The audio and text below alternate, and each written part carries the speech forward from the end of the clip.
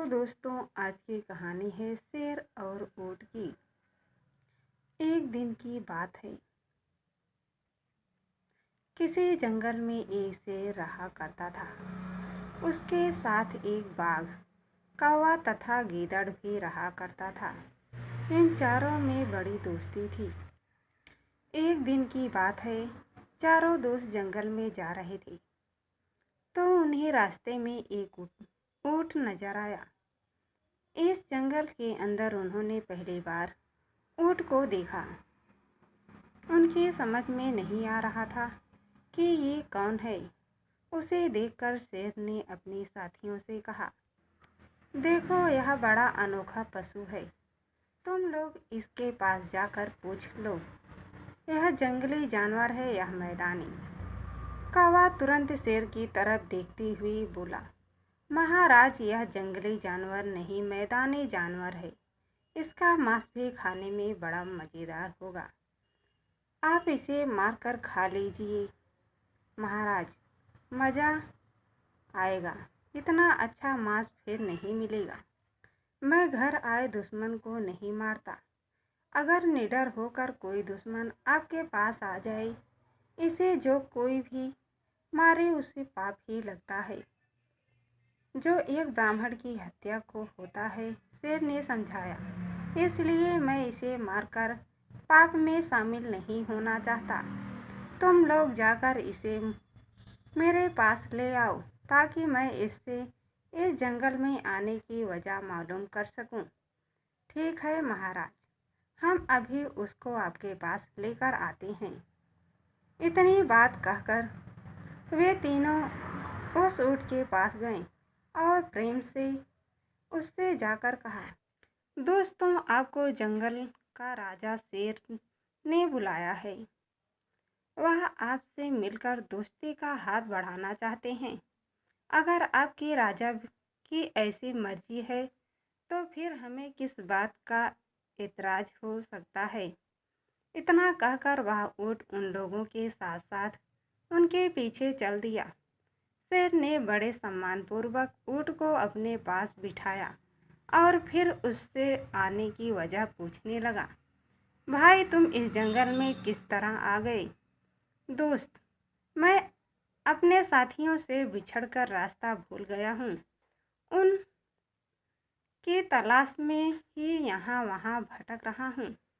लगता है अपना भाग्य ही फूट गया है जो ऐसा हो गया है। दिल छोटा न करो दोस्त, फिर क्या करूँ? अब अकेला ही इस जंगल में भटकता फिर रहा हूँ। कोई साथी नहीं है, कोई दोस्त भी नहीं। अकेले प्राणी का भी कोई जीवन होता है। ऊंट ने आह भरी, अरे भाई, तुम इतने निराश क्यों हो रहे हो? देखो, अगर तुम्हारा इस जंगल में कोई दोस्त नहीं है तो फिर आज से हम सब तुम्हारे दोस्त बन जाएंगे। आज से तुम हमारे साथ ही रहोगे। हम पास जो भी कुछ रूखा सूखा है उसे खाकर अपना गुजारा कर लिया करेंगे। शेर ने कहा, वाह वाह, आप लोगों की इस बातों में आज मेरे दिल को काफ़ी तसल्ली मिली है।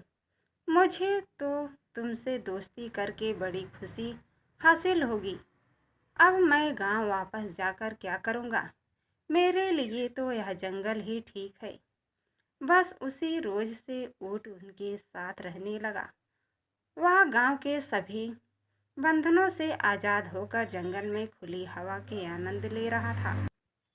उसे ऐसा महसूस होता है कि जैसे वह किसी जेल से छूटकर खुले वातावरण में आ गया हो। सारे दोस्त उसे बड़ा प्यार से करते थे। इतना ज़्यादा प्यार तो उसे आज तक किसी ने भी नहीं किया था। इसलिए वह बड़ा खुश था। एक दिन की बात है, किसी जंगली हाथी से शेर का युद्ध हो गया। उस युद्ध में शेर बहुत बुरी तरह जख्मी हो गया था। शेर के घायल हो जाने से उन पर जैसे मुसीबतों का पहाड़ टूट पड़ा था। क्योंकि शेर शिकार करता था, तभी उन लोगों का पेट भरा करता था। अब तो शेर जख्मी हाल में गुफा के अंदर ही पड़ा रहता था।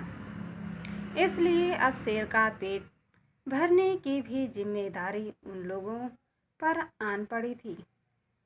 यह एक गंभीर समस्या थी। शेर का पेट भरा भी तो जरूरी था।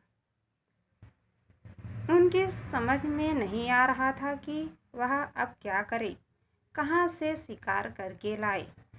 भूखा शेर भी उन लोगों की तरफ देखता रहता था और उन्हें ये भी अच्छी तरह से मालूम किया करता था शेर के बिना वह कुछ भी नहीं कर सकते थे।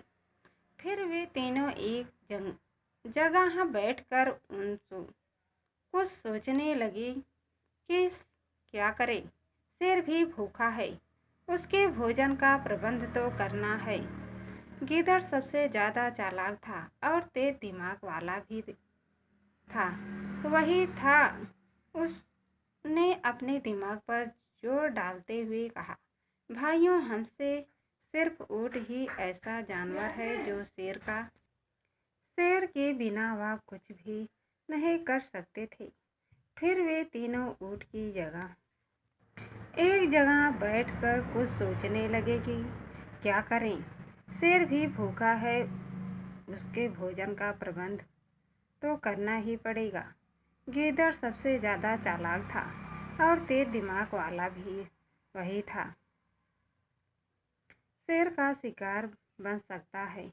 आखिर ये मुफ्त का ही खा रहा है। भाई गीदड़, तुम बात तो एकदम सही कह रहे हो, लेकिन इतना भी तो सोचो कि हमारे राजा ने उसे अपना मेहमान बनाया और दोस्त भी। वह उसे फिर किस तरह खा सकता है?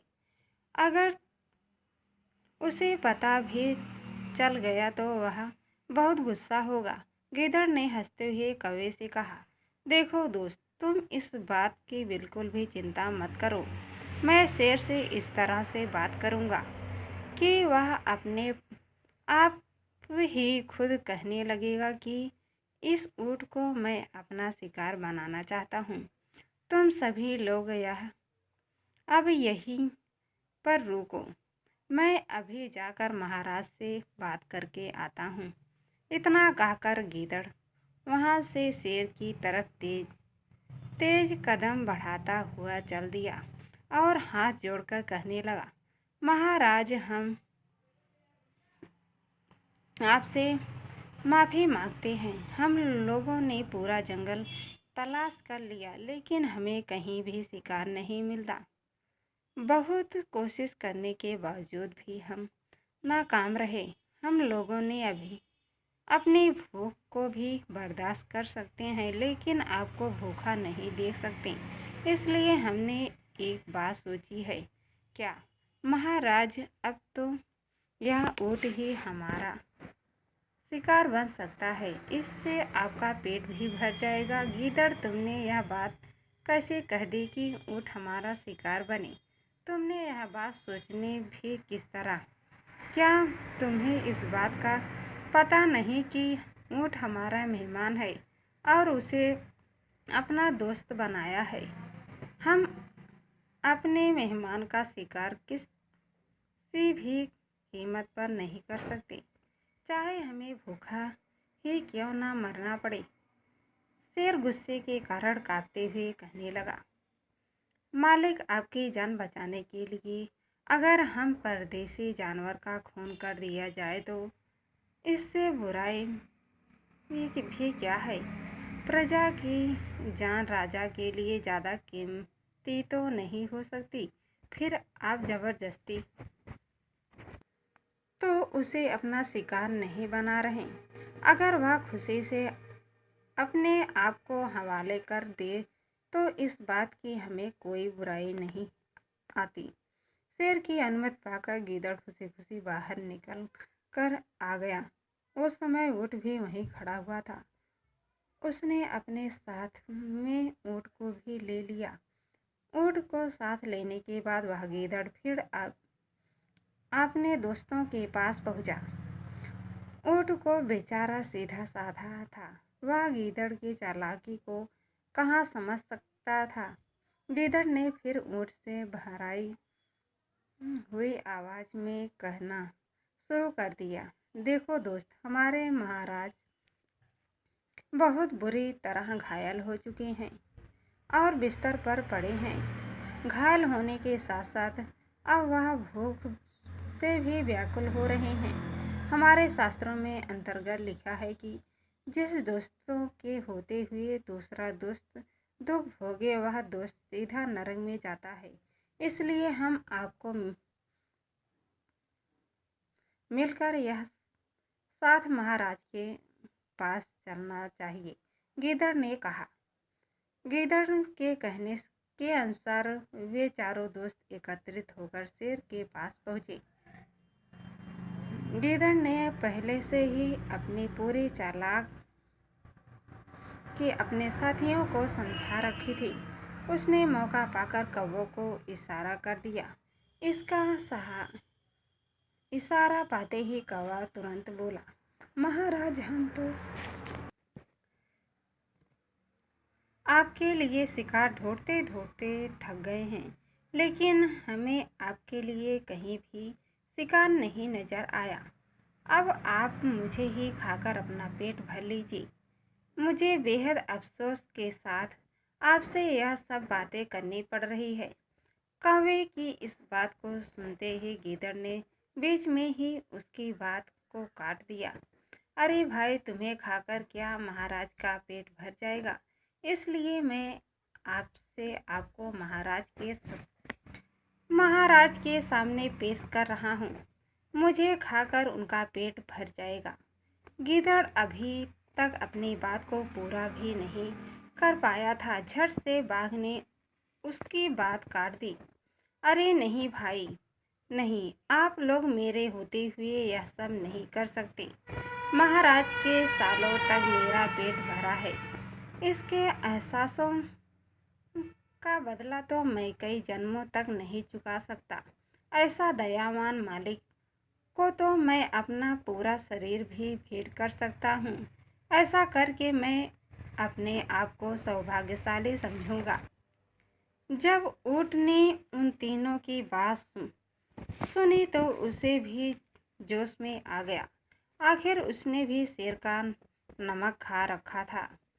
जब यह छोटे छोटे से जानवर अपने आप को शेर पर कुर्बान करने के लिए तैयार हो रहे हैं तो फिर वह क्यों पीछे रहे। उसने जोश में भरकर उसी वक्त उठते हुए कहा, दोस्तों, अगर तुम लोग अपने आप को महाराज पर कुर्बान कर सकते हो तो मैं आप लोगों से पीछे नहीं रह सकता। फिर मेरा शरीर तो तुम सबसे बड़ा है। उसको खाकर महाराज का पेट अच्छी तरह से भर जाएगा। सभी जानवर इसी वक्त की प्रतीक्षा कर रहे थे। गीदड़ और जैसे ऊँट ने यह अल्फाज करे, वे इसी वक्त उस पर टूट पड़े। गीदड़ और बाघ ने उसे चीर फाड़ दिए और फिर शेर के सामने पेश कर दिए। कुछ मांस खाकर उन तीनों ने अपनी भूख मिटाया। यह गीदड़ की चालाक थी जो कामयाब हो गई। दोस्तों, हमारी कहानी पसंद आए तो चैनल को सब्सक्राइब कर देना, बेल आइकन पर क्लिक कर देना, लाइक एवं शेयर कर देना।